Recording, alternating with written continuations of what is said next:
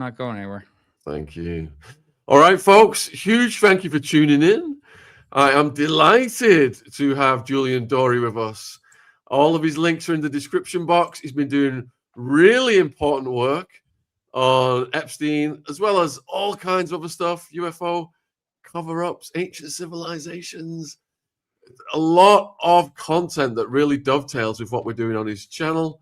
I'm subscribed to him. He's got 3 different channels. I'm subscribed to all of them, I think. Yep. Oh, thank you. And I've pulled up a clip because we're going to be talking about Epstein and Freemasons. And I've pulled up a clip that I'd just like to show the viewers, with your permission, from your channel that I watched recently that absolutely fascinated me because, the government's told us Epstein is a lone wolf. He's just a pervert sat in his house, not influencing politics in the slightest. Yeah. Oh yeah, I know this clip. Oh boy. Shout out Mark Gagnon. Absolutely. This will blow your mind, viewers. Watch this.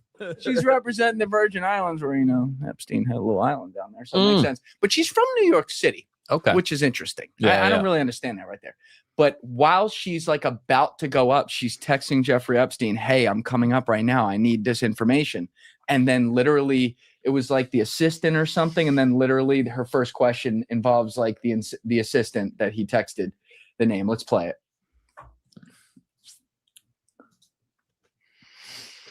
Delegate Stacey Plaskett while she was sitting in a congressional hearing with President Trump's former lawyer, Michael Cohen, in 2019. She's locked Did they reach out to you to talk with you about these payments? No, ma'am.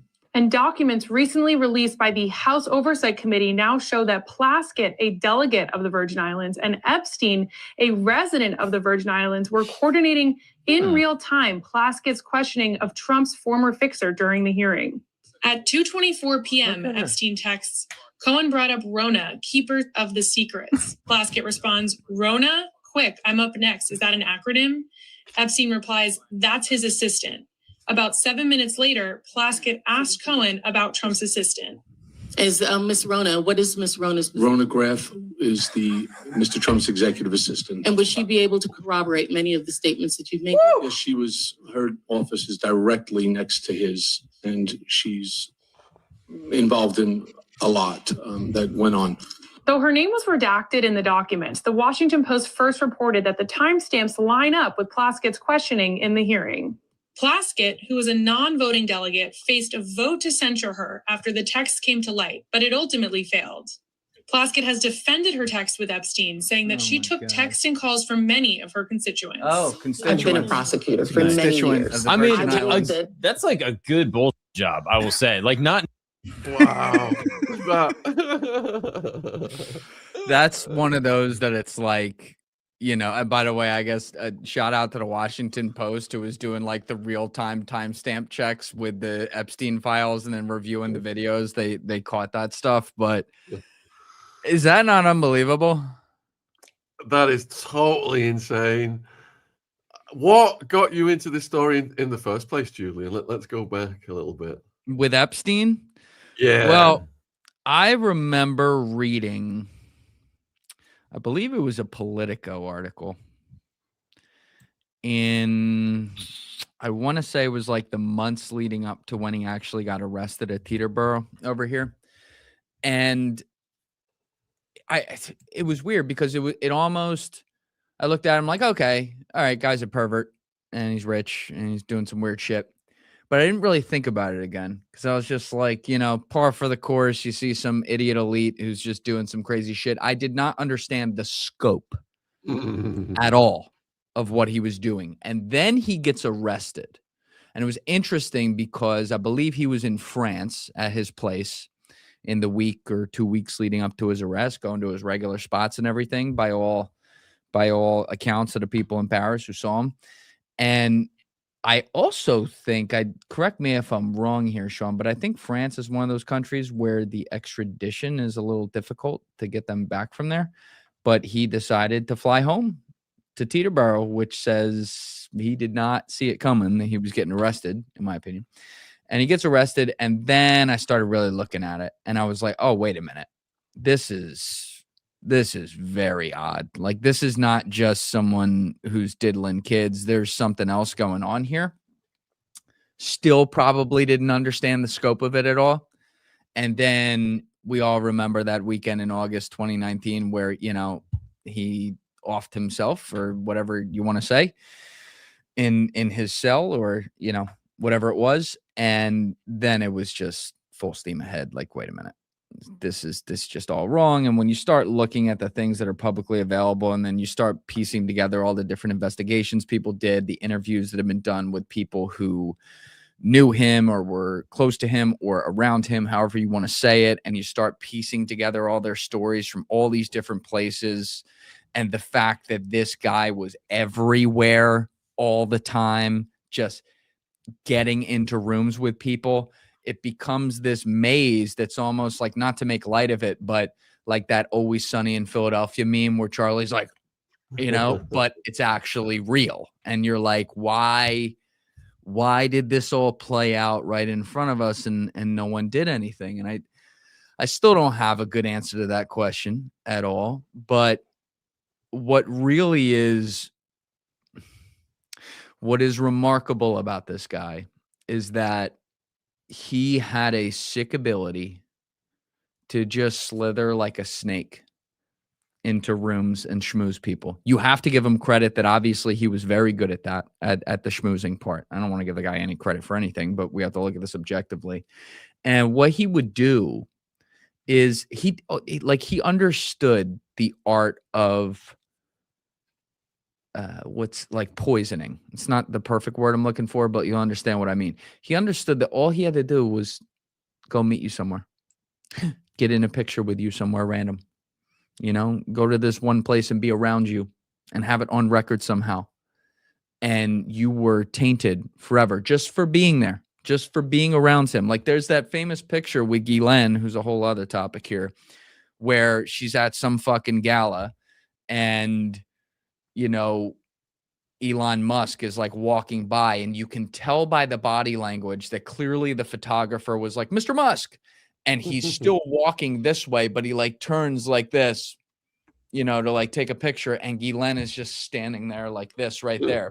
And so now for the rest of his life, even though it looks perfectly innocent by all accounts on this, he's always going to have to answer that question of like, Elon, what the fuck were you doing like that close to Ghislaine Maxwell? And then now, unfortunately, when you add in the Robert Brock dinner, that's the one. That's right. But when you add in the Robert Brock or Michael Brock, I forget the guy's name, the guy who ran that science foundation, when you add in that dinner from 2011 now that was released in the Epstein files, where all these guys are in the fucking room, they all got to answer that question forever. And to be frank with you, yeah, I think a lot of scientists had no fucking idea what the guy was doing. I really do. I don't think that's because I want to believe that. I think that's because that's probably statistically the fact. There's probably statistically a few who didn't, and maybe, you know, really enjoyed the wrong kind of company, if you know what I mean. Your guess is as good as mine as to which ones those were, though. So all of those guys are some way tainted forever just for being around him. And there's a part of me that feels bad for those that would be innocent of doing anything wrong. And then, you know, the other part of me is like, which ones did the wrong shit? Who were you? Why were you there? What were you doing? You know? And it's just, the geography is insane too. You look at how he covered the map just in the United States, New York, Palm Beach, and then outside the United States is his island, but right down there in the Virgin Islands, you know, Ohio, New Mexico. And then, by the way, he had a fucking place in Paris. His girl was loaded up in London. He had a place there.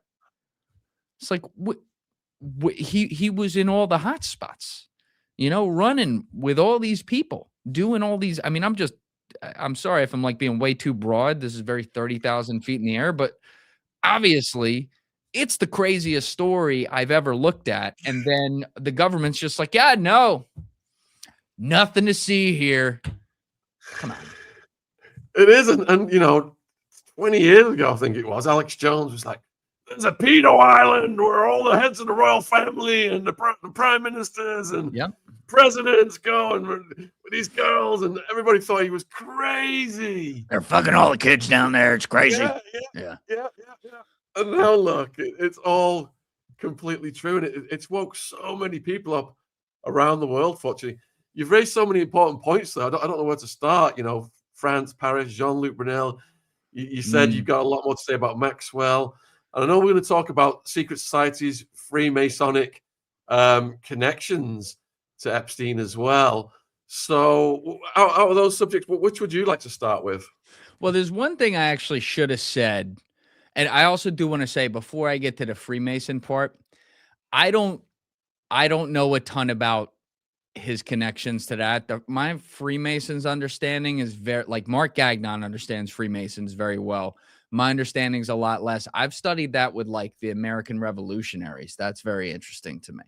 And, like, maybe in that situation, not all of it was bad either, which is very, very fascinating dichotomy there. I'm not really sure what to make of that, to be honest. But there's another thing with the Epstein case that I've been tracking since August 2019 that is just, there's no way it's a coincidence now, because over time it keeps coming true. And that is the way that they use the news cycles on it. So Epstein, you know, was unalived on an early Saturday morning in August. Now, what is the deadest period of the news week? Friday night into Saturday morning. It's the deadest period of the news cycle. Everyone knows that, who's in news. What's the deadest overall month of the news year? August, when everyone's on fucking vacation. So that was number one. Then Guillen's trial. You remember, this was the height of COVID. It's happening in November, December 2021.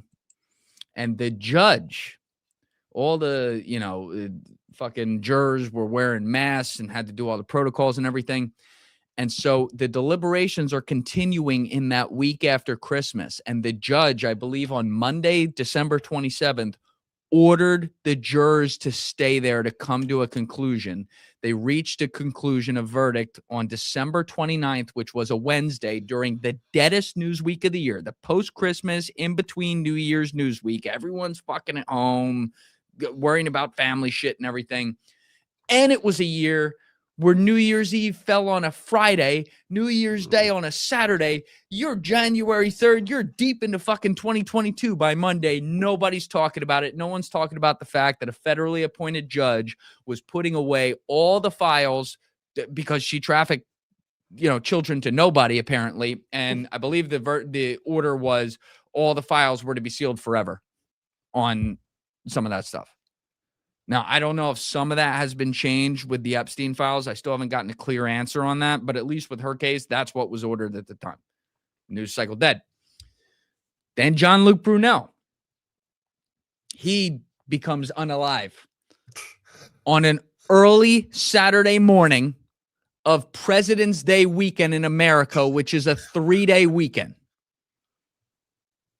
And then I remember, and this part was purely coincidental, but there was a crazy podcast that, like, took the internet by storm that Rogan did that afternoon. It dropped on a Saturday with, oh my God, what the fuck is the guy's name? Zaid.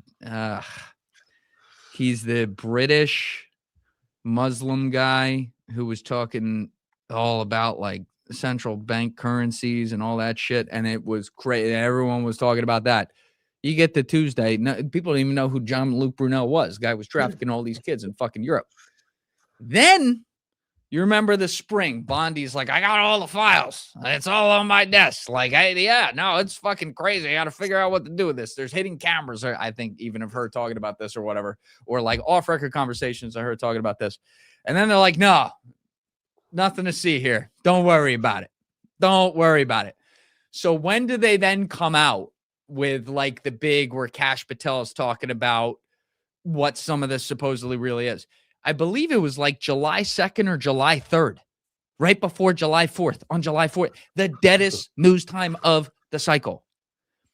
So then they go to war with the guys like Thomas Massey and Ro Khanna, who are trying to release the Epstein files. And they're pushing it off. There's nothing to see here. It's a Democratic hoax. All this, whatever. And finally, Trump signs it to be released on Friday, December 19th, 2025. And if you remember that day, they were supposed to be released by like noon, and they kept delaying it. They got released at like 5 p.m. or something, the latest possible in the day, right before Christmas week.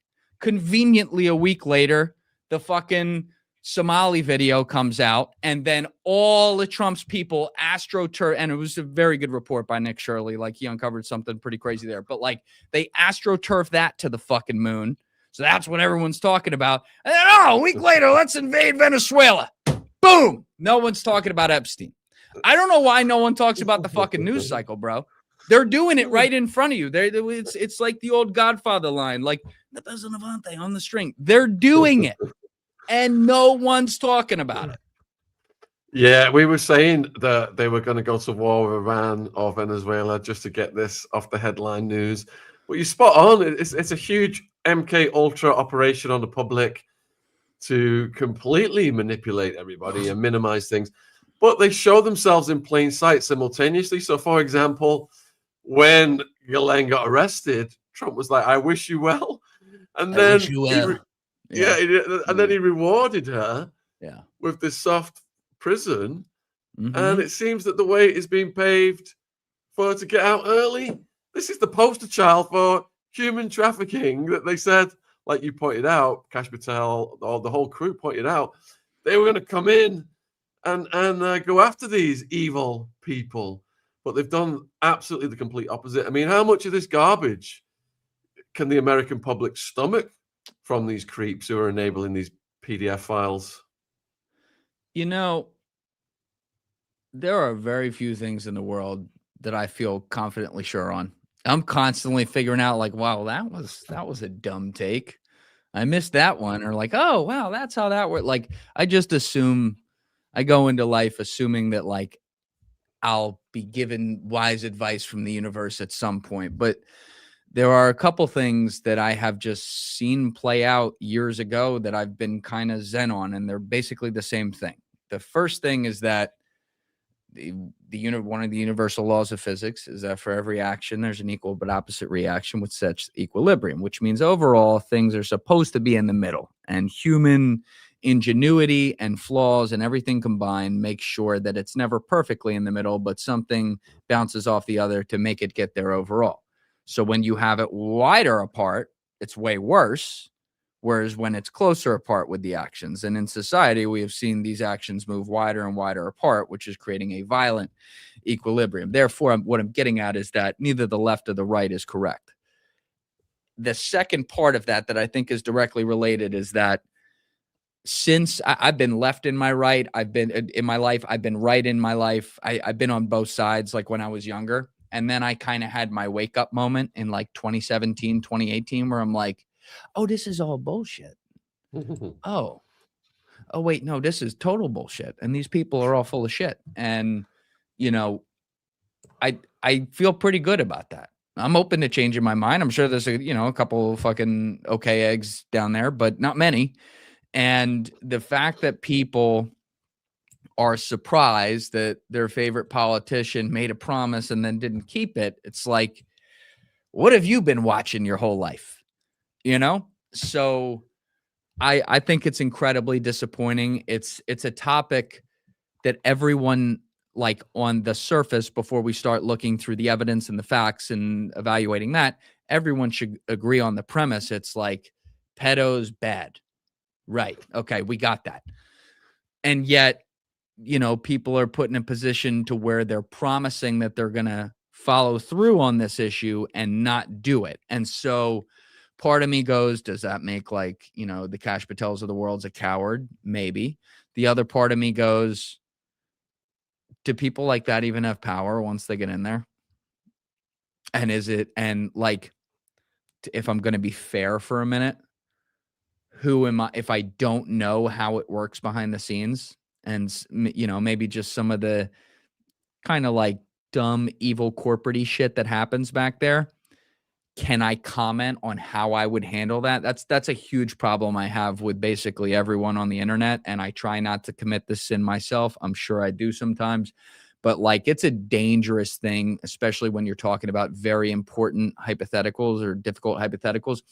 It's a dangerous thing to say, if I were blank, then I would blank. You don't fucking know until you're in there. You would like to think you would do exactly what the right thing is, but what is the right thing if you know all the variables in there? Does it change? Maybe it doesn't. Maybe Kash Patel's a total coward. I don't think he's effective at his job. I'll definitely say that. He's got, the fucking guy. He looks like a Make-A-Wish kid sometimes with the fucking FBI guys. It just does, and I think his PR can be a little cringe, but does that mean the actions that have been taken that he's been a mouthpiece on as well? Does that mean that, like, I think Kash Patel suddenly got into office and says, pedophiles aren't too bad? Probably. I hope he didn't fucking start saying that, but who knows? I don't know these people. I don't trust them as far as I can throw them, and he's small enough I could throw him. But, it's a tough one. And the actual premise, though, is not like why you're protecting these people. And that's the thing. When people make stuff really political, they ignore what can happen on their own end. And actually, with the Epstein case, we've seen that on both spectrums now. Because at first it was like, everyone talked about Clinton. And they're like, the left didn't want to talk about it. And it started working its way towards, over the years, well, hey, we also got to tell you, Clinton's certainly a thing, but we got to talk about Trump. And then the left was even like, yeah, Clinton's been gone long enough now. We don't give a fuck about him. So we'll bury him too. And now the right's like, no, don't worry about it. And it's like, y'all got egg on your face, man. Like this is a really bad stage production at this point. Yeah, I've done a lot on the Clintons over the years. So, folks, thank you for tuning in. We've got over 1,000 watching live. Please subscribe to Julian's channel. Thank you. There we go. Let's get the link in the live chat as well. Let's get him up to 2 million subs. He's doing a phenomenal job. If you look at the range of content he's covering, a lot of the stuff dovetails with exactly what we're doing on this channel. So if you're watching on replay, Julian's links are in the description box. If you've got any questions for Julian on these subjects, put them in the live chat now. You can ask us questions live. And we've just gone over some of the basics. We're doing a deeper dive into Epstein not being just this lone wolf pervert. Was he linked to secret societies? Was he linked to intelligence? What are your thoughts on that, Julian?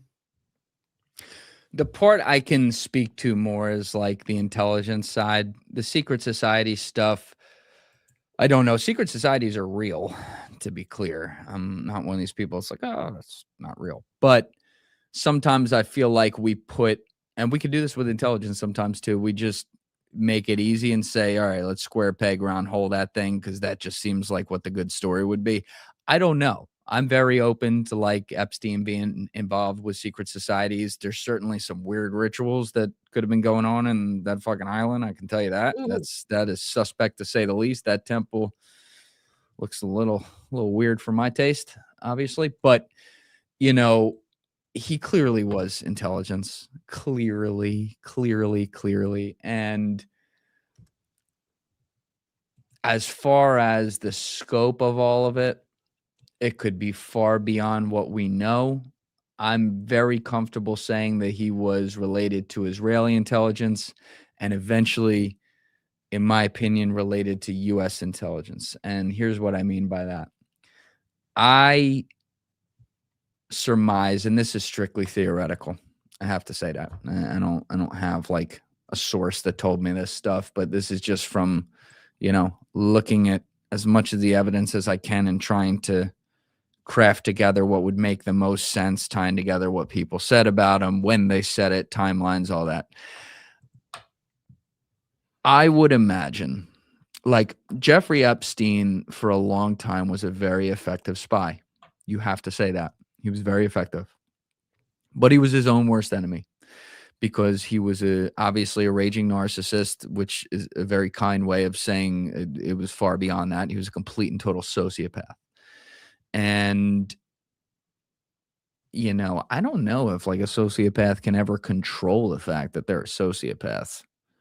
I don't really know how that works. I'm not a sociopath, so I can't live in the head of that. But maybe there's a way to do that. If there is, he didn't have that. He was going to be his own worst enemy. And what ended up happening with him was really what I think it was the flight to Africa with Clinton and Spacey and Tucker. When he did that flight, he had previously been known within the social circles of New York, but nobody knew who this guy was. And then Bill Clinton gets on a fucking jet with Kevin Spacey and Chris Tucker, and it makes it to page 6 where they're like, yeah, he was on this guy Jeffrey Epstein's jet.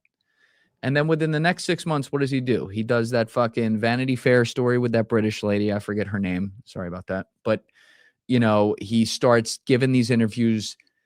He liked the attention. And then when you put together the story at that time of how careless he got down in Florida with what he was doing,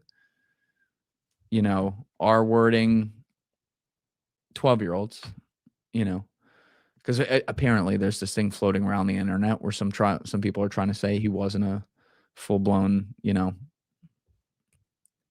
he was. That actually has pissed me off seeing people like try to say that. It's been several different people across multiple verticals saying that, and that just, let's call the guy what he was. He was a sick person who was attracted to pubescent young women, which, that's jail for life. So he got very careless with that. We all know he just would have them walk through the fucking front door. He'd have Ghislaine go openly recruit them on the street and bring them there. And, then they left and he discarded them like trash. And so he's doing all his publicity. He's careless with his own perversions and then gets caught up. And now his name's in the news for the wrong reason. And so I say all that because there were probably some patterns that were already showing themselves to people who were paying attention prior to that flight in 2002.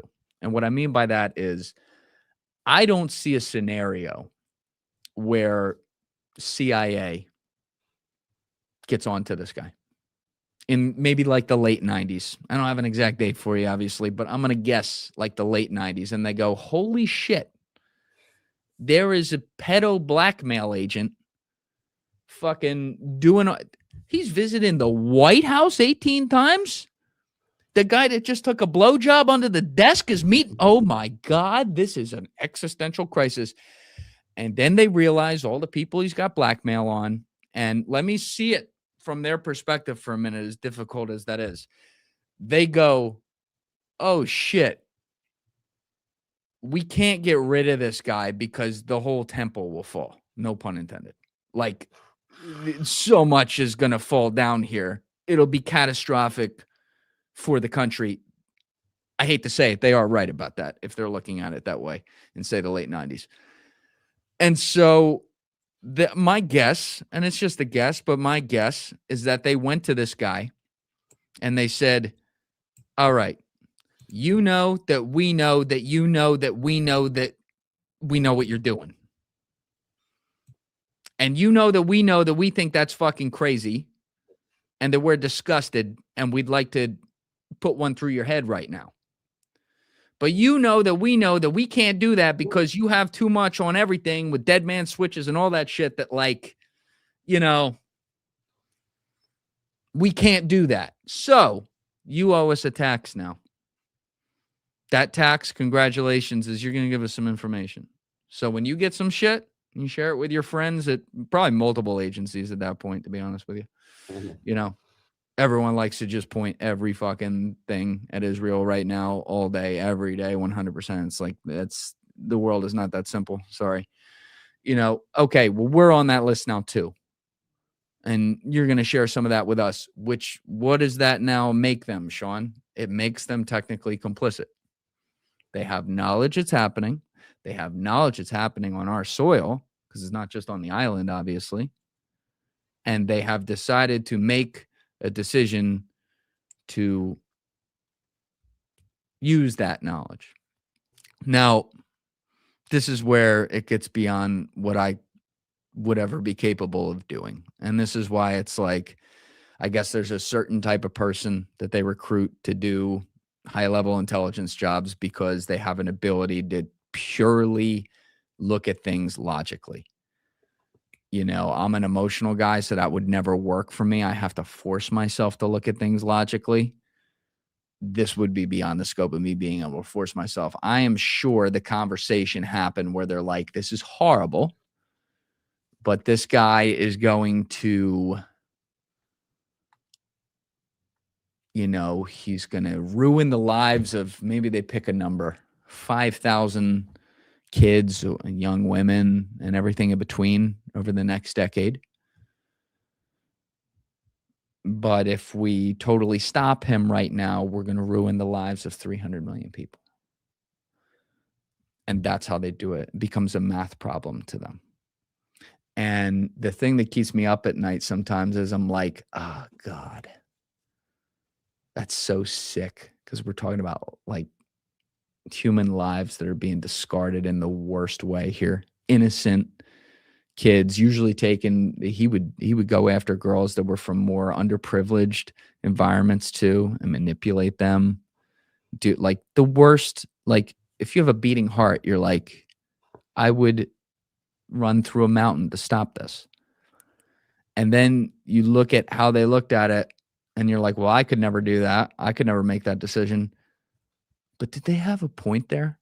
And that's where I just shut the book, and I'm like, I can't do this. That's where the case gets sickening to my stomach. And I don't know how these people can ever look those victims in the eyes. There has to be another way, to me. Like, there has to be another way where you don't take the whole temple down, right? And you save the victims. And to me, it's like, if you know he's working for multiple other agencies, maybe the third option there, instead of just looking at the math problem, is like, just fucking kill the guy. And it's like the fucking Brad Pitt quote from Inglourious Basterds. Probably get chewed out. I've been chewed out before, you know? And you have your little cute meetings with, you know, your spy friends under the ground and say, all right, eye for an eye. You know, I'd like that had to be an option at some point. And I don't think they took it, because I think maybe secretly they liked the intelligence they were getting, which is really, really sickening. So yeah, that goes back to that original thing I said, where it was like the conversation, like, you know, that we know that we know that you know that we can't do anything about this.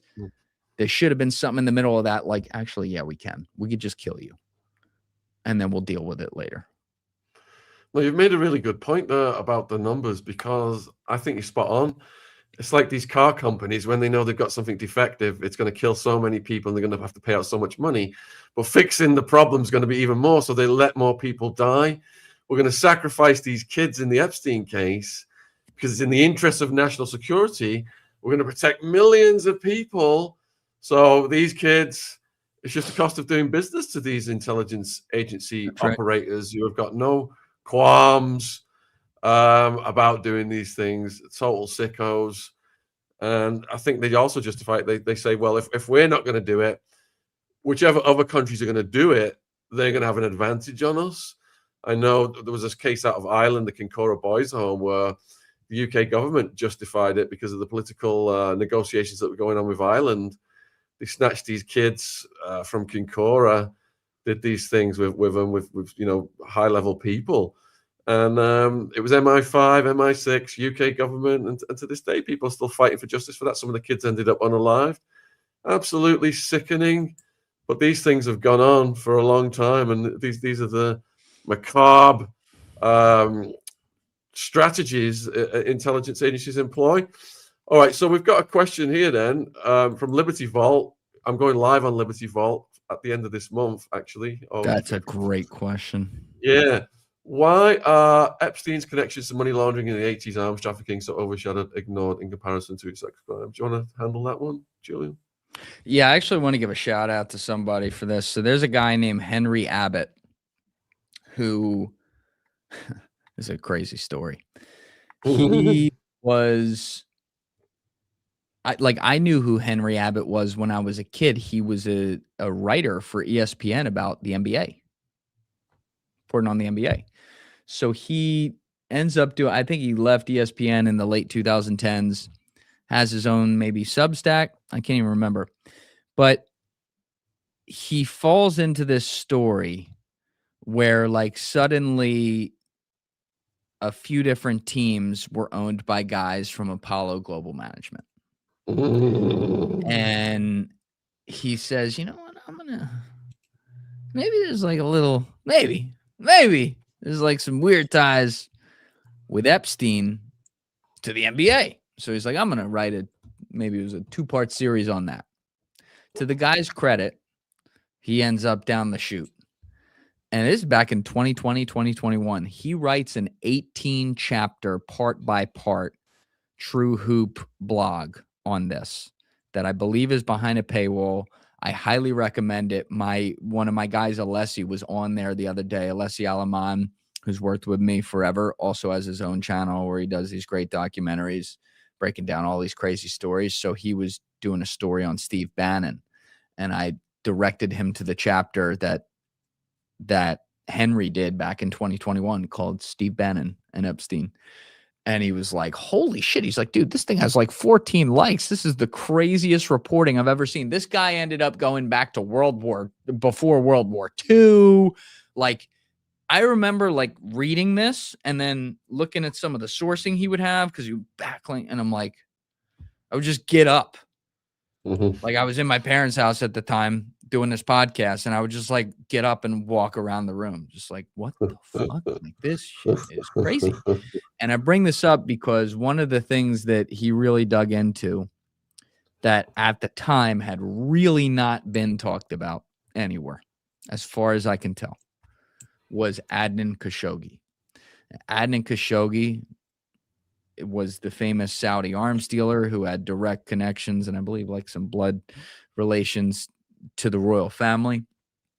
He was also a cousin of Jamal Khashoggi, who ended up being whacked in the Saudi embassy in Turkey, I believe, if I'm remembering that correctly. And if that's the case, yeah, there's some other weird like connections there. I don't want to get it wrong, remembering off the top of my head, but in Henry's reporting, he talks about Adnan Khashoggi being the dude in the 80s who basically taught Epstein how to be a great, S trafficker. Apparently, I guess that's like a school they have, and it's reasonable to assume he also taught him things about arms trafficking and things. And so when I saw this, things would start to pop up, like almost like a Where's Waldo, where I would see in a totally other story, I would see the name Adnan Khashoggi, just like casually jumped in there. I remember reading my friend David Satter's book. David is a longtime journalist. He as far back as 1976, he was named the bureau chief in Moscow for the Financial Times. He spent the next 47 years of his life, or 37 years of his life, in Russia, and broke all kinds of crazy stories, and for my money is like one of the best historians of the Soviet Union and Russia and the post-Soviet collapse and all that shit. But David was writing in one of his books, I forget which one. He's got some great names of his books, but I forget which one it was. And I remember reading this. I'd had David on the podcast for episode 92, and then I was reading his book like a week after he was there, and he's talking about some nondescript war, like invasion that happened, I believe, with like Dagestan in, I want to say 1999, where I can't remember who it was, which was which, but maybe it was a certain army invaded the Russian area at the time of Dagestan. Please correct me in the comments, people, if I'm mixing up the countries here. It's been a while, but it was this whole thing. They came in and then they fired some guns and then they pulled out for a minute. And then there was this meeting put together in Nice, France. I think it was Nice. It was Nice. What's the other really rich enclave? Monte Carlo. It was one of those. It was Nice or Monte Carlo, where it's just David casually mentions it, like in his reporting. He goes, so a meeting was put together where Russian officials met with the Dagestani officials and the other rebel army, whatever the fuck it was. And it took place at Adnan Khashoggi's house. I'm just like, is anyone getting this? Like, and he would just start to pop up in all these places. And then you see all the connections Epstein made in the 80s after knowing this guy and working with this guy. And like, I called my friend Jim DiOrio, who was at the FBI for like 25 years when I first learned about this. And I'm like, Adnan Khashoggi, does that ring a bell? He's like, oh, yeah. He was like, he goes, what do you say? He's like, penthouse apartment on 48th Street or whatever it was, and I was like, yeah. He's like, oh yeah, he was into a lot of shit. He was on the flow. He was on the flow chart. Like that's his phrase when he talks about like people who were always in the investigations that'd be looked at. He's like, oh yeah, no, we know that one well. But then Epstein, also after this guy, and this is where it gets hazy and I can't tie that guy together. I don't have the evidence to do that. But, he meets Maxwell and Robert, right? And then Robert introduces him to Ghislaine. And then Robert is not alive a few years later, but his daughter is. She loves her some Jeffrey, allegedly. And, Robert, I mean, you're British. You know the drill there. That guy, I mean, he was a very, very, very bad guy. Like, let's start with that. He was, if you read about his life, or Tara Palmieri did a great podcast. She did a couple great podcasts. One of them was called like the Maxwells. It's an 8-part like anthology series with interviews going through the whole thing. Like he was a sick, twisted guy who actually, there is some evidence to show that he may have abused his own daughter, which, not to bring out the violins for Ghislaine, but that's disgusting no matter who it is, if that is the case. But Robert Maxwell lived on a kibbutz in the middle of fucking Europe, bro. He spoke like Czech and Yiddish, I think it was. I don't know if the first one was Czech. It was one of them. It was a Middle European language. He left when he was 17 to escape Europe ahead of World War II. Okay. Not only did he go to Britain and learn English, which that's perfectly believable. Not only did he learn it and completely have no accent visible to the very different languages that he had spoken for the first 17 years of his life. He didn't leave when he was 7. I know people who left countries when they were 7, they have an accent. He's 17. Not only did he lose the accent, he spoke the fucking King's English. Like he had it down. He had it down better than the actors in the fucking Crown. He was built different. And skills like that made him this unbelievable spy. And he spied for a lot of people, right? We all know where he's buried. So Israel was one of them. But like he spied for the Russians. He spied for the British. He was like pay me the most money, And like these are the types of people that Jeffrey Epstein's getting introduced to. And the one that I've never had someone give me a good answer for that's just so fascinating to me. I put it together from Tara's podcast, actually. So Tara, the one called the Epstein, like the or Jeffrey Epstein or whatever it's called like Epstein. So there were 2, like I said, the Maxwells and then like Epstein. The Epstein one, she goes around with Virginia Roberts Giuffre. And this is like 2020. I wish they had filmed it, but it's basically these podcasts are like a documentary film. It's Tara doing voiceovers and then also her literally recording with mics everywhere they went. And so they were going knock, knock, knock to all these different people from the past, trying to get them to let them in to talk with them on the record. So they went to like Adam Perry Lang, the chef's house. And he was like, oh, I know, through a spokesman. He was like, I know Virginia, but he never talked to him. So then they go to the guy, Juan Alessi, who was like the house manager in New York, who I believe, if I remember correctly, would also like travel with Jeffrey. And it's one of the most painstaking things you ever listen to because he was, he lives in a gated community now. They ring the bell and Virginia had good memories with him. She liked him. No, he was running the fucking house, but she liked him. And he was like, oh my God, Virginia, yeah, come in. Lets them in.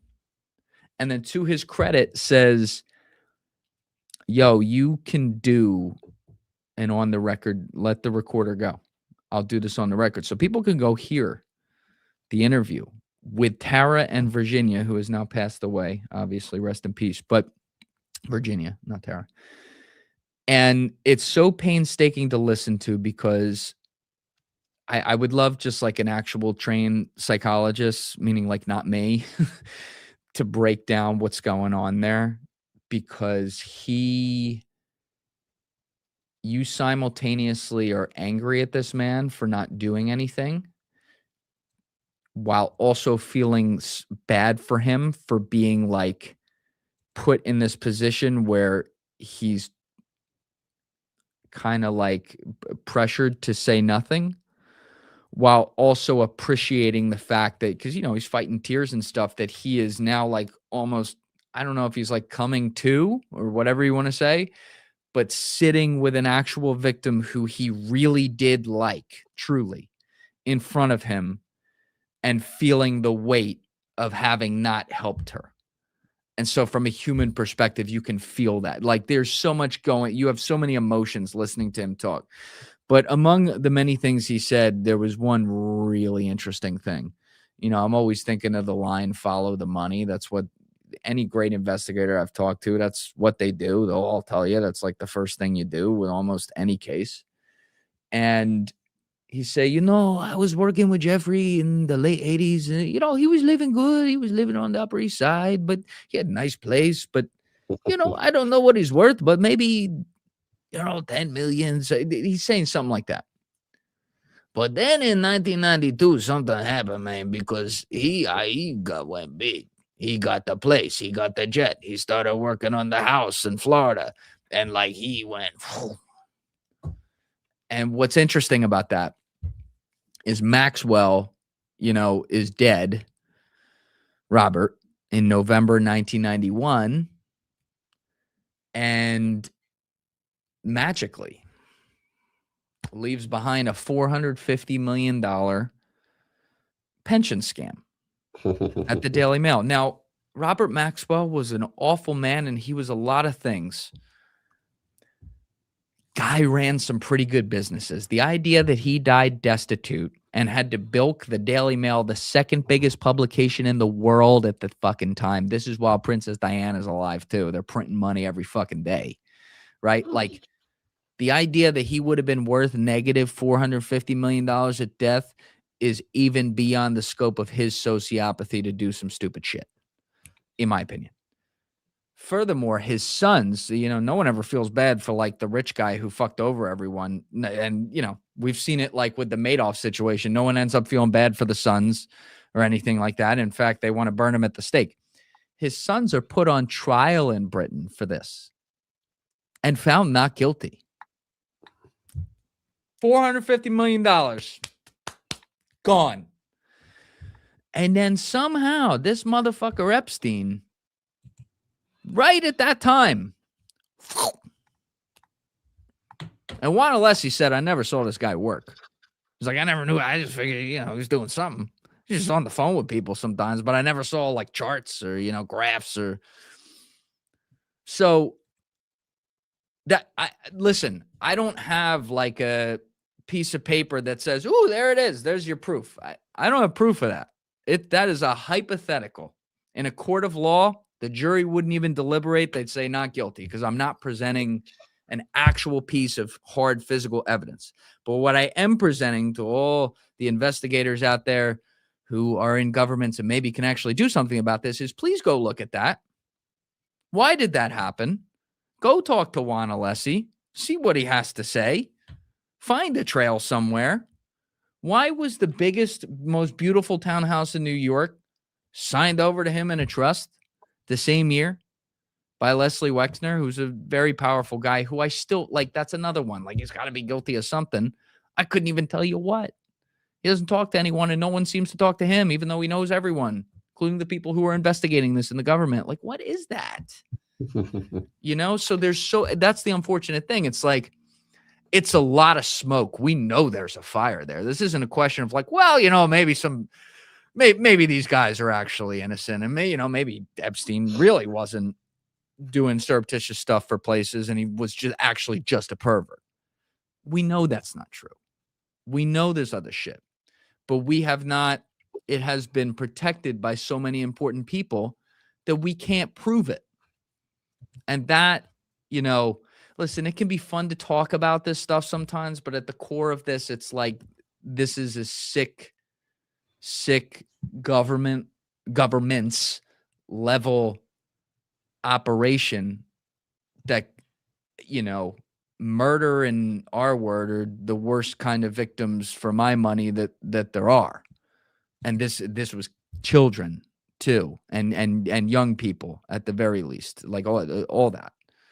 And we're covering this, and that's just not acceptable to me. And that's why, like, on my show, Shaun, I do a million different topics, man. One week I'm talking to a comedian, the next week I'm talking to a fucking journalist from mainstream media, the next week I'm talking to Mike Yeagley, who's actually an interesting little piece of the Epstein case or something like that, where we do a fun conspiracy thing. I'm all over the board, but like, I could never do what you do, where this is just the stuff we talk about all the time, because it would exhaust me to the point that I'm like, power to you for doing it. Cause it's like, we're never going to get justice, sadly, cynically, for so many of these cases, the ones that are real. There's some that are just like, there's some conspiracies that's like, well, that's the most retarded thing I've ever heard. But, and then there's other ones that's like, this one, yep, that's what it is. But man, the people that did this are never going to get justice. And that's the kind of stuff that I have no control over, but that keeps you up at night when you talk about it so much. And so, yeah, I've looked at this a bunch, but then I'll take months off from looking at it. And there's people that know a lot more about this case than I do as a result, because they're looking at it around the clock all the time, because it's so dark and sick. And that's what it is. Well, you got up to speed fast, and we're loving these long answers, Julian. You touched on so many important points again. When we look at Robert Maxwell, then, for the viewers, there's an excellent book called The Assassination of Robert Maxwell, which takes you into that nexus that he had, where he could sit down with the leaders of Russia, Israel, the UK, American presidents. He had so much access, it's insane.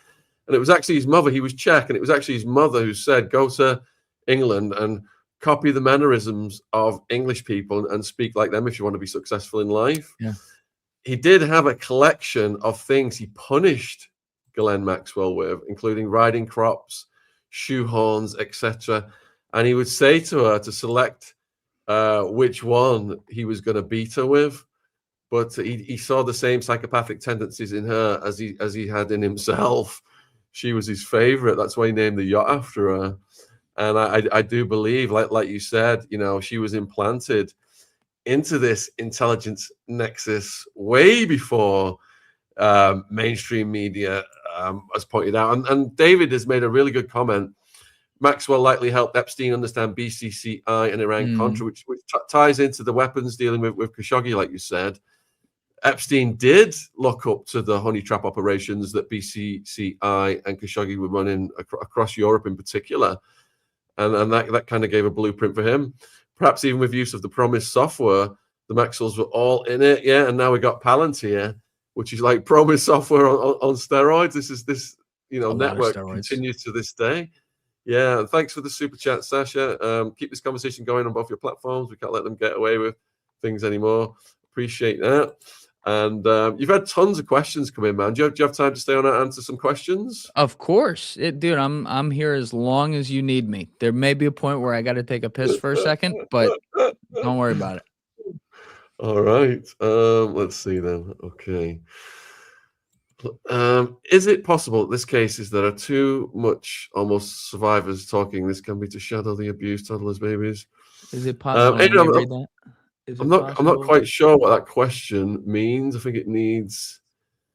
You touched on something earlier about the flights across Africa with Clinton and Spacey. We had Juliet Bryant on, and we had Juliet Bryant's mother on recently to do a part 2. And she said that before Juliet went on the flight, the mom spoke to Epstein for a long time, saying how, about his philanthropy, and he was helping models become successful. This is how they linked all these people in, which takes us to Wexner. We've not spoken about Leslie Wexner yet, who gave Epstein the property that was all cameraed up, gave him his power of attorney, and then years later says, "Oh, I was just conned by this guy." Blah blah blah. What's your thoughts on Wexner? Because he seems to be a key player in this that keeps getting overlooked. Even going back to 2019, the recent release said there was 10 billionaires. The FBI knew about them, and the one was out of Ohio, which had to be Wexner. Yeah, my thoughts are he hasn't been forced to talk to anybody. He hasn't been forced to do an interview on it. As far as I know, like, I can't now, not all of this, to be fair, not all of this would be open source, but like, we don't have reports from the government, like, talking to him since 2019 or actually sitting him in, or I don't know, like a deposition or something like that. Maybe there's been something done on a civil case that I'm unaware of. That's very possible, but like, he hasn't been, this is a very powerful guy with a lot of money who has not been forced to explain why he put so much trust in this fucking kid from Coney Island, and I do want to give some credit. I'm a big Sixers fan, right? So I'm not a fan of our owner, Josh Harris, because he's bought all these other teams that are rivals in other Philadelphia sports. I'm going a little America on you right now, Shaun, but like, he bought the New Jersey Devils. I'm a Flyers fan. The Devils are our rivals. Then he bought the Washington Commanders. I'm an Eagles fan. They're our rivals. So like, we can't stand him as an owner in Philly because he owns the Sixers. And it's like, but you also own our rivals in other sports, and that's not acceptable. That said, Josh Harris, as a young man, co-founded Apollo with Leon Black. And he was always the heir apparent to be actually run the company. And it was always going to be him. And he turned into this very successful billionaire guy. But he gave that up because he spoke up about this when it happened. And I think he should get a ton of credit for that. He was very loud and disruptive behind the scenes after it was revealed about Leon Black's $257 million relationship with Jeffrey Epstein, and also some of the allegations against Leon Black, some of which, are allegations that have been proven but are quite sick if you look at them. And Josh Harris stood up behind the scenes and said, fuck that, you got to go, and this is crazy. And as a result, was essentially, told, now you're not going to run the company, and was forced out of his own company that he founded and was finally going to run. And now he's had to start his own new place. And, he's worth $6 billion. So he's fucking fine. But I know from a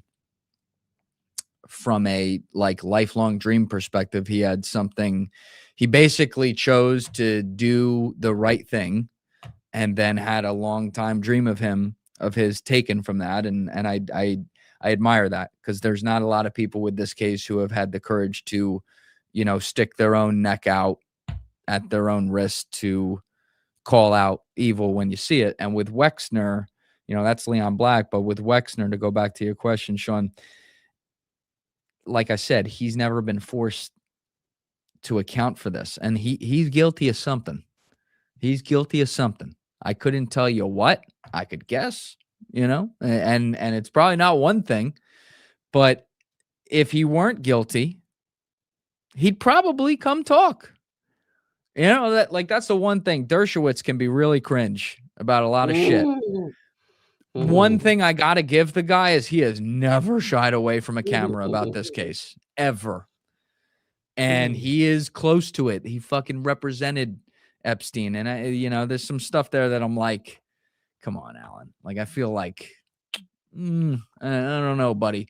But like, I'll at least give him that if there's a rolling camera and microphone, he's about Epstein, he says yes. And when do you want to do it?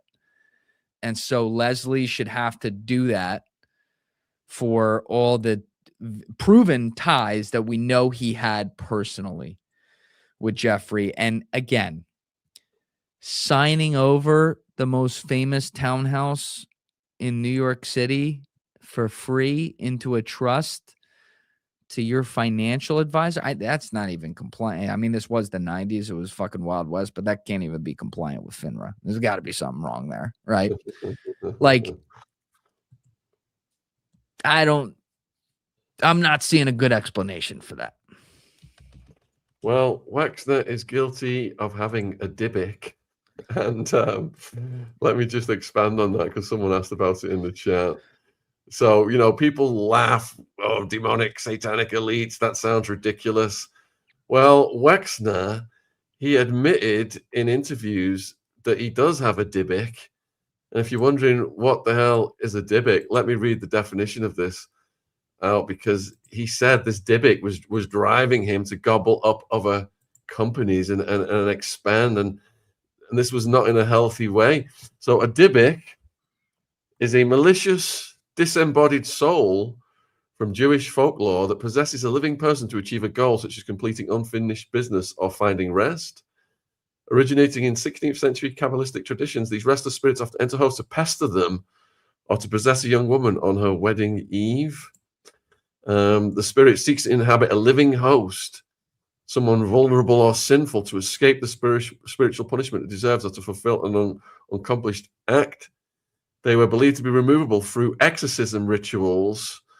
They are viewed as the cause of certain mental illnesses, with the host suffering anxiety, paranoia, or personality. Sometimes considered a demon or evil spirit. That's what it It's sounds distinct from typical demons because it's generally understood to be the often tortured soul of a deceased person rather than a falling angel. And So Wexner he said he had one of these? He boasted in interviews in the 80s that he's Wow. had this since he was a young person. It left him, but it came back when he was 40, and it was driving him on feverishly to expand his company and take over other companies. But he didn't say it was like a good, positive energy. It's like a demonic, evil thing, and he admitted that. Yeah, well, I see why he doesn't talk now. You know, I think he's whiffed it in the past. If you like, there's just some things it's like you really just you said that out loud and then you're like, yeah, that was smart. What? I mean, that's crazy. And it's like sometimes it feels like there's, oh boy, I'm getting a text from Kurt Metzger. That's gonna be when he was spending millions on PR to boost his image. He got interviewed and admitted he's got a Dybbuk. That's nuts, man. I mean, you know, look, this is the reality. When you look across the population, and let's make it a smaller population right now. Let's look at like elites and people high up in society, high up politicians, high up executives, people that are large contributors to what a GDP of a nation may be. How about that, right? Statistically, just like if I went out on the street right now and picked out 100 people, there's going to be a few fucking really bad apples in there, right? Like it's just statistics, what it is. So the idea that wouldn't exist at the highest levels of things as well is offensive when told that. And for so long, people have, like us in society, we've been told, no, none of these people are bad. How do you think they got to where they got? And now as a result, people have lost so much trust, righteously so, that they think everyone's like this. The fact of the matter is, when you see someone that it's like, okay, there's some actual, he's saying it, that needs to be drawn out into the public square for people to be able to hear some more. Otherwise, they're going to run around and say every fucking person they've ever seen who's public with some money must be worshiping the devil. And if I were the people running society, that's exactly what I would want the internet to do, because I could look at people, you know, someone might scream, look at all these people, they're right about the Epstein thing. And now I can say, yeah, but they also think, and then name 40 fucking crazy things that probably are not true at all. They think all these things too. And now I've diverted the attention away from something that is actually horrible and actually bad because people believe all these other stuff. And that's why there's some people in the public sphere over the years who have gotten some amazing, like horrible stories, at least mostly correct, but they're hard to take seriously because then out of the other side of their mouth, they say something crazy. And so I hope moving forward, now that we see that some of these conspiracies are very real, provably real, I hope we can have more voices who really look at the evidence of stuff and don't just scream about the latest fun thing, and can actually move the ball forward with stuff like this. Because a guy like Leslie Wexner, I haven't seen that quote myself, but I believe you. So if you can find that, like, if I can point to that and say, look at what the executive leader and founder of L Brands said about himself years ago. Here's what this means. Well, now we're getting somewhere. Now that's what a good lawyer does. He finds your own words, your own actions that are provable in a court of law and uses them against you. That's what we got to do. And the fact that he hasn't been pressured to do that should tell people that, you know, some of those other evil people in the quote unquote elites are protecting him. Here's one of the sources for it: The Bachelor Billionaire by Julian Gold. What a great aesthetic of that article, too. That's a shame he said this. The Les Wexner Big Demon article. He met his demon again when he was 40 and already worth $500 million, when he climbed the mountain in front of his house and almost froze to death. All right, let's move on, because you're getting asked about these two untouchables, Bill Gates and Clinton, their relationship with Epstein. What's your thoughts? How about Bill coming out and saying like a full Elmo meme, release it all? You know, that was interesting. It was basically like what's that movie? Oh my God, why can't I remember the name of it? He's just like running, jumping on the grenade, basically, effectively, and being like, yeah, no, I did it, but make sure everyone's released. I thought that was interesting. 27 flights or whatever it is. Kind of hard to explain that, Billy. You know, he clearly had, I mean, look, Bill was playing ball on things in the 80s. We know this. All the Barry Seal flights conveniently in Demena, Arkansas, you know, getting protected. Like, he was always playing ball. And he's the kind of guy that another one who's his own worst enemy, who would, I'm sure, be very easy to get some compromat on. I mean, let's just be honest. You know, how many corruption scandals have you heard about from his whole fucking life? It's just what it is. And the fact that Epstein visited the White House, whatever it was, 16 or 18 times while he's in it. What are they talking about? The fucking the football games that weekend? You know, like, it's just, it's kind of nuts to me. And the Bill Gates one, you know, one of the things that went under the radar. So I told you I had Mike Yeagley on. I had him on for episode 343 and then 351, because he comes in here for 343. And then, like, we talk for like 3 hours and 15 minutes. And at the end, he goes, yeah, we didn't even talk about the Epstein stuff. I was like, what? He's like, oh, a lot of shit. He talks like a lot of shit there. I was like shit that you know about personally? He's like, oh, yeah, investigated it. I'm like, Mike, that's something you say at the beginning of the episode, not when you're getting up to fucking leave. So I'm like, all right, you come back in here next month. So then we did 351 where we got into that. Mike's whole thing is he's a data hacker. So he goes in and he'll use publicly available data. He'll buy it sometimes for $500,000-600,000 if he's buying like a really, really, really big tranche.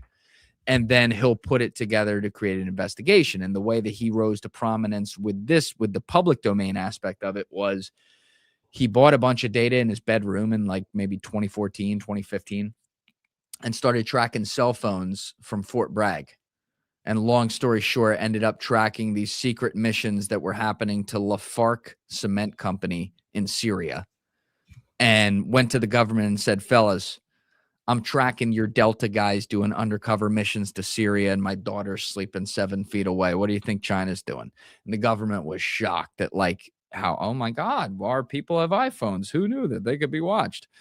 And so when the Epstein thing broke in 2019, he started looking on records on the island in like 2016, 2017. And, you know, he would be able to track bartenders there and waiters there and normal people, and then track where they were going on the island with their data. And then also track people. And he got shit in the comment sections because people apparently like weren't putting it together. They're like, I'm not listening to this podcast because he won't name names. When I said, so let's say someone whose name may rhyme with Schmill Schmates showed up, he goes, oh yeah, no, you might hypothetically be able to track it back to certain addresses in Seattle, you know, and he was obviously talking about our friend right here. And what's interesting about that is he's pointing out data from like 2016, 2017. Jeffrey Epstein was convicted, as we know, in 2008, 2009.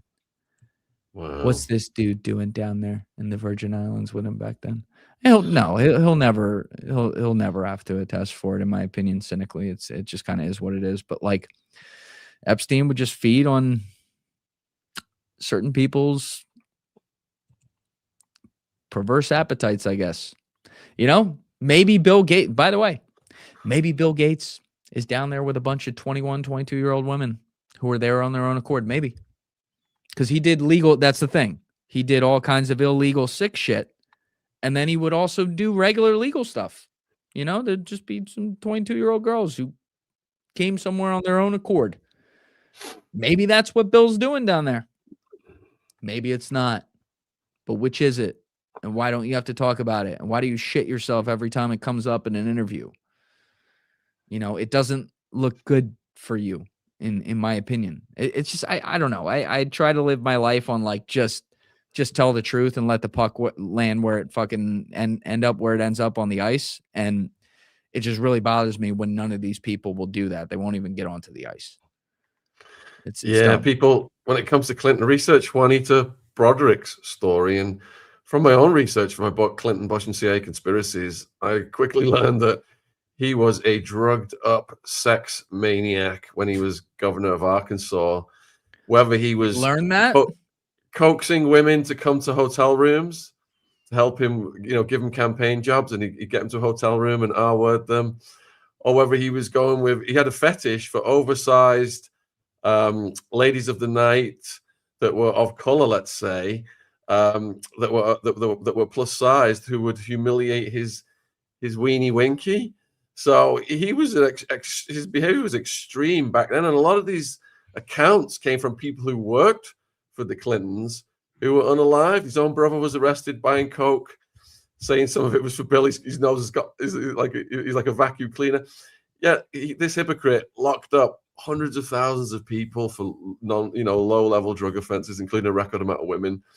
And it was like you touched on, Barry Seal, Maina. I believe he parlayed his relationship with the CIA he built for protecting the drug drops into the White House, because he played ball with the Bush crime family. So yes, pure evil people. The Clintons, partners in power.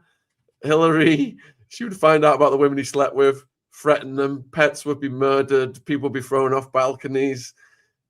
The Clintons' history, #Clinton body count, is one of the most insane things I've ever researched in my life. Exactly, Professor. Pure Dixie Mafia. Yeah. All right, you got a question? It's sick.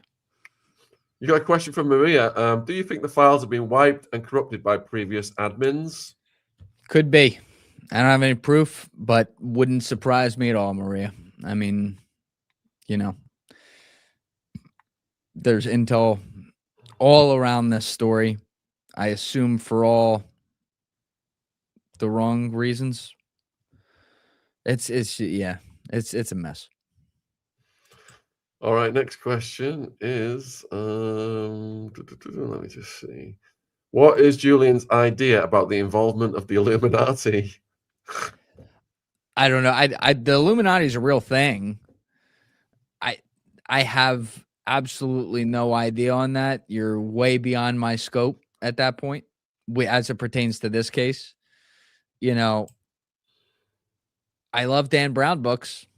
I'll give you that. That's about all I got for you. But Yeah, I mean, is it possible, like I said at the outset of the show, that a guy like Epstein, who was into all this sick shit, was also a part of some weird secret societies? Of course.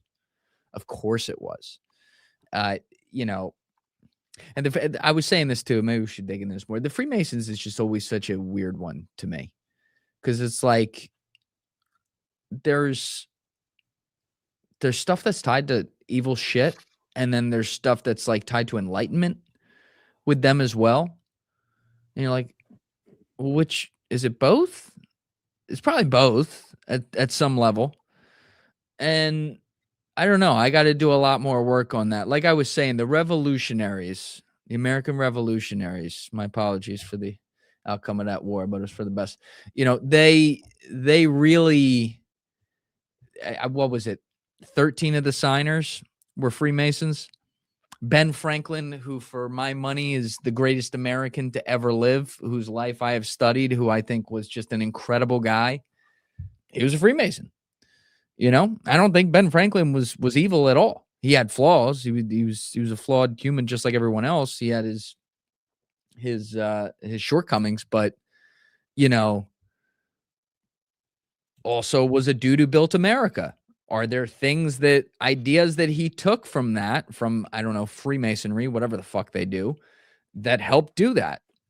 Seems like it, you know? So I don't really, that one's such a weird one for me. That's a different, like when I think Illuminati, that's just kind of what it is. Probably started with good intentions from people who were like shunned by the church, and very quickly became all right, let's kill everyone now. Or, you know, let's worship the devil, whatever it might be.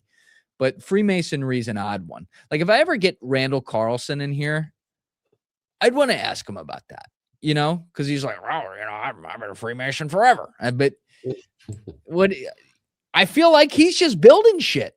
I like Randall Carlson. You know what I mean? Like I don't think he's doing any weird Epstein shit or whatever. You know what I mean? So that one's just very odd. Have you had David Icke on yet? Because he goes deep into this. No, that's a guy. That's a prime example. I'm going to be very honest with you, Shaun. It's a guy I will never take seriously, because he may say something that ends up being right, but then I can point to 150 things he just said that it's like, what the fuck did you just say, bro? Like, I don't think, you know, it's just very popular to go to every conspiracy theory now and whatever. And that's, if I wanted to make a lot of money, you know, I would just agree with all that or whatever, because that's where the internet is these days. Understandably so, after living through COVID and Epstein and shit like that. But like guys like him, I think, set everything back, because when you start to use him as a source, it undercuts the argument, even if the argument on said issue may be correct. There's just like kind of a line I have where I look at it with my show. Like, even just if I look politically, this is my thought on my show. I haven't gotten this right every time, because sometimes you don't know someone until they come in here. But like my bars are like, if 0 is hard left and 100's hard right, I talk to people between 20 and 80. I'm not interested over here. I can predict what they're going to say before they say it. It makes me want to fucking throw my head through that window and hope I die in the process. And it's like, you know, it's far less interesting to me. So guys like that, I don't spend a lot of time on what they say. I'm just going to be perfectly honest. All right. Question from Maria. Who do you believe is the Epstein of today? It's always the guys with the nice reputations. Yeah. Your guess is as good as mine, Maria. There has to be one. I would think, though, maybe I'm wrong about this. I would think that, because, like, first of all, we all know Epstein wasn't the only one. He was just the most public, prolific one. And he may have been overall the most prolific for real, like meaning the biggest scope. Prolific is, I don't even like using that word, like the most sadistically wide net, drawn out, powerful, evil guy doing trafficking, right? That's what I mean.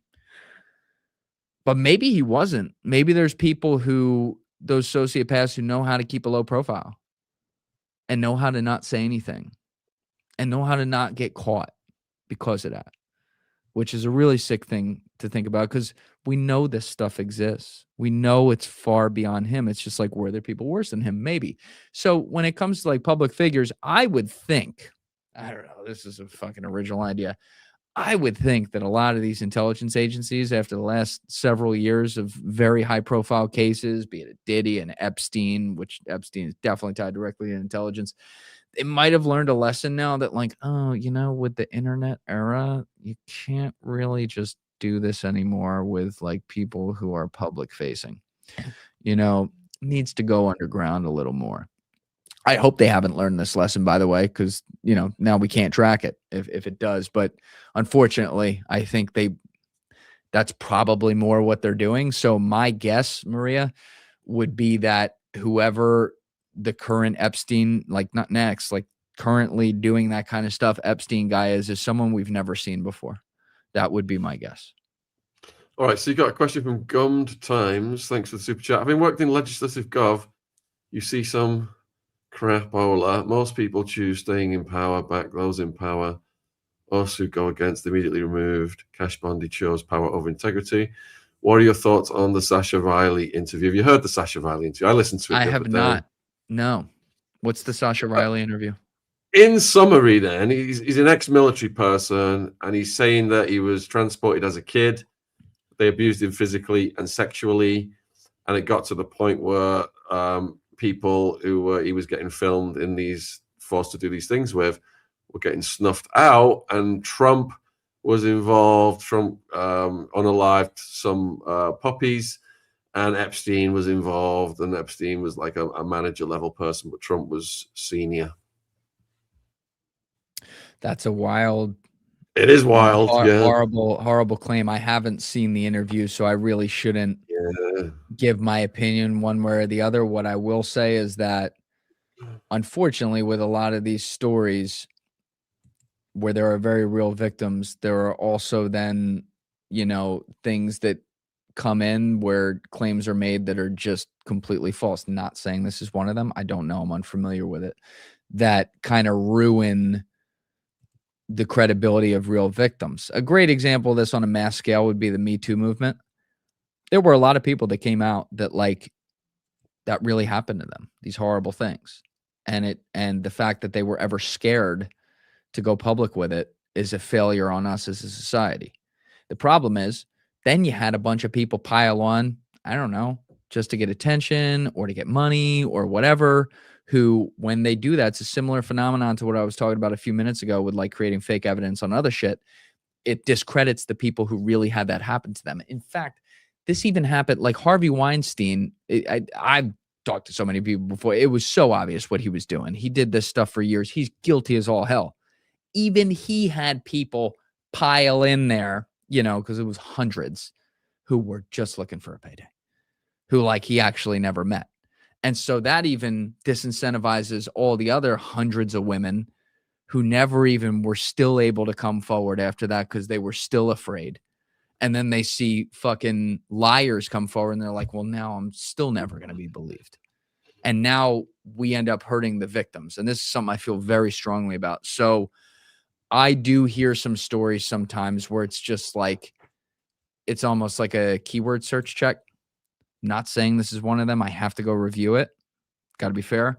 But like, they're like, yeah, you know, it's like the fucking Step Brothers line. It was Johnny Hopkins and Sloan Kettering. We were sparking that shit up every day. It's like, it gets to be way too many people. And like, yeah, my bullshit meter goes off. And I hate to say that, but then, you know, there's some people who are astroturf that it's like, this is so verifiably bullshit or so clear. Like, you know, you do this for a living, Shaun. You talk with a lot of people and you read them. I do everything I do in person. I'm not a human lie detector. I get it wrong sometimes, but you know, you and I are probably pretty high up on the scale of being able to kind of see where someone's coming from. And there are just some times where I'm like, bullshit. Every single sign bullshit. And I've had it in my studio before too. I've talked about it as well with people. You've made a really good point. And I would say it goes even further than that, whereby the predators have kind of agent provocateur, fake survivors go into these movements Yes. to discredit the whole movement. Yep. It's sick. That's absolutely, I should have brought that up as well. It's a great point. You know, especially when you're talking about powerful people. Of course they fucking do that. It's called poisoning the well.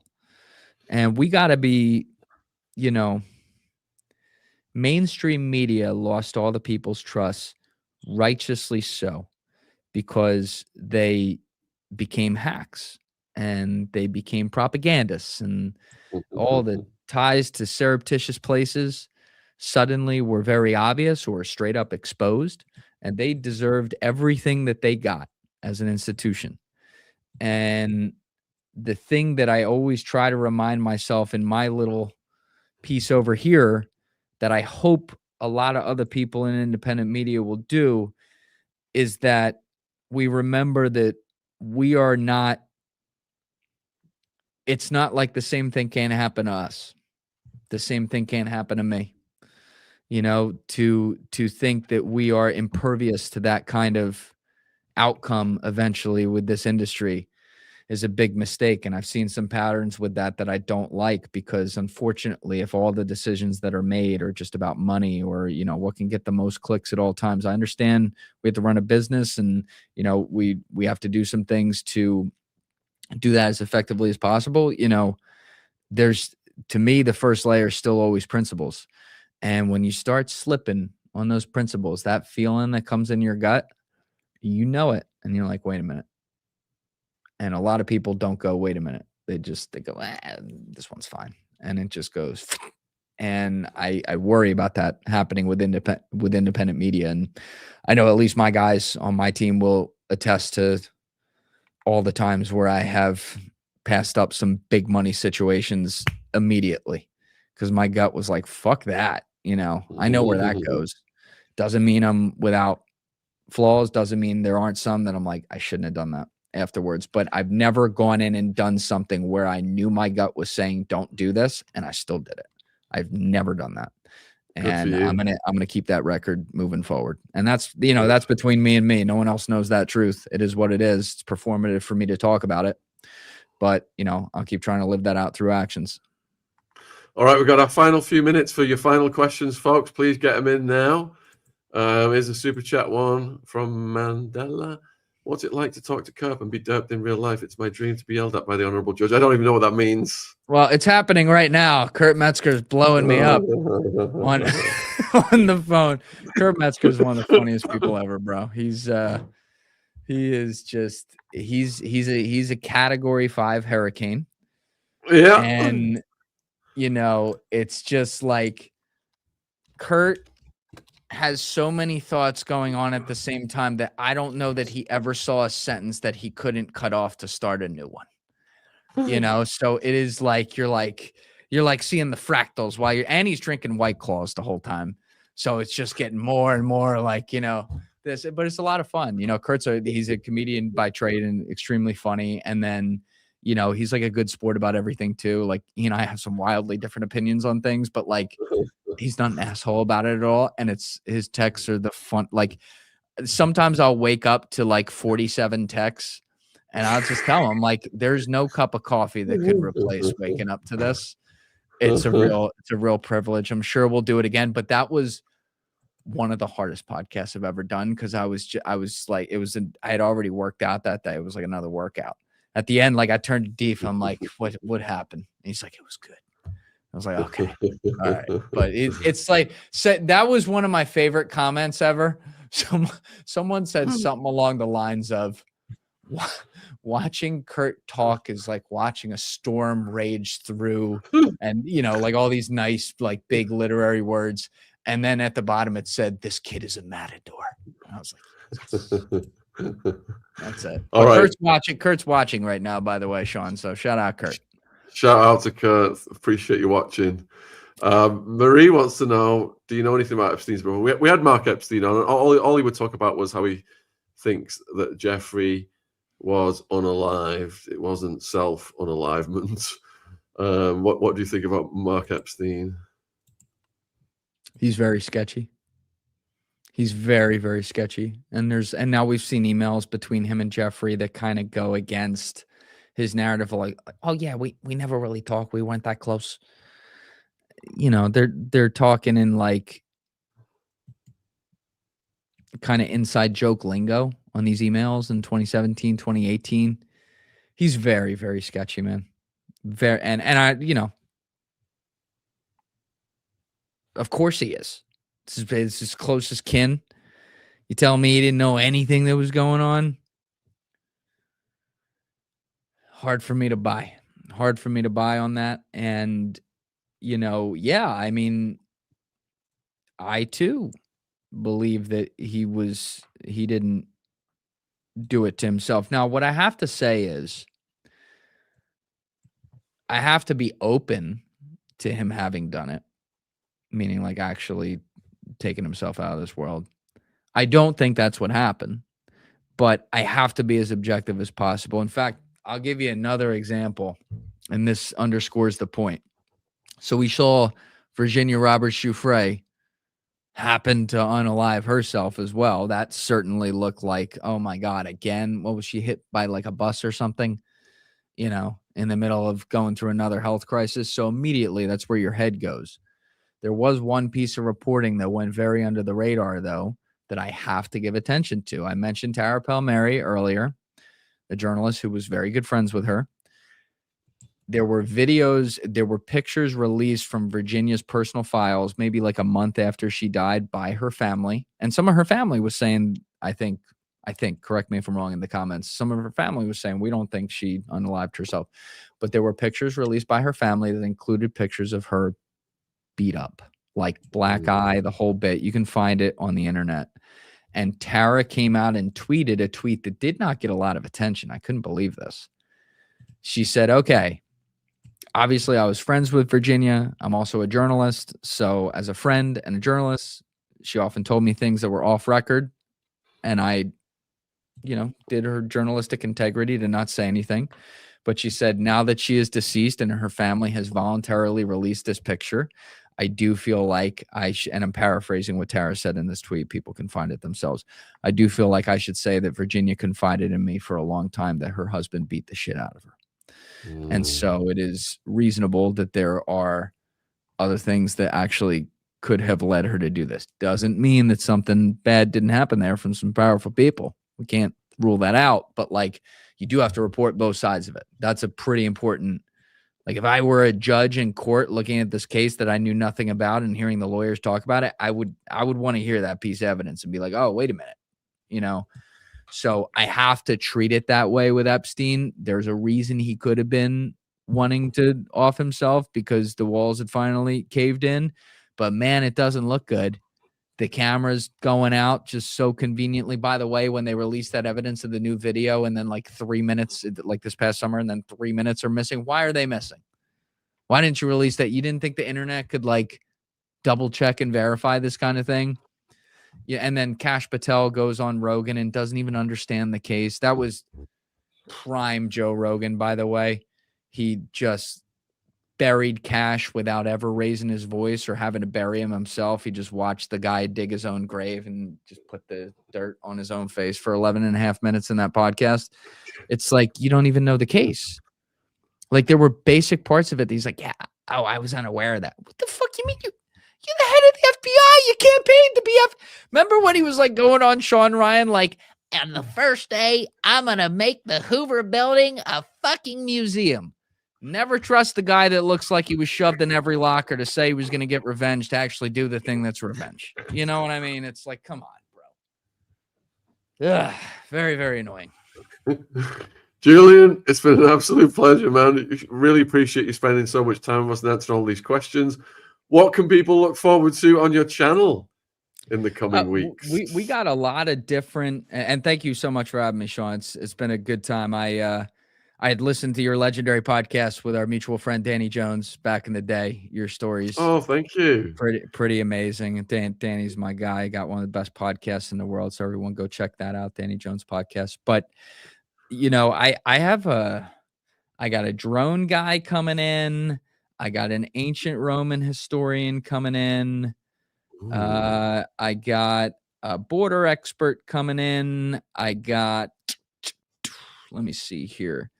I got a neuroscientist coming in. I got a neurophysiologist coming in. I got a lot of different stuff coming on. I think I have a comedian coming in.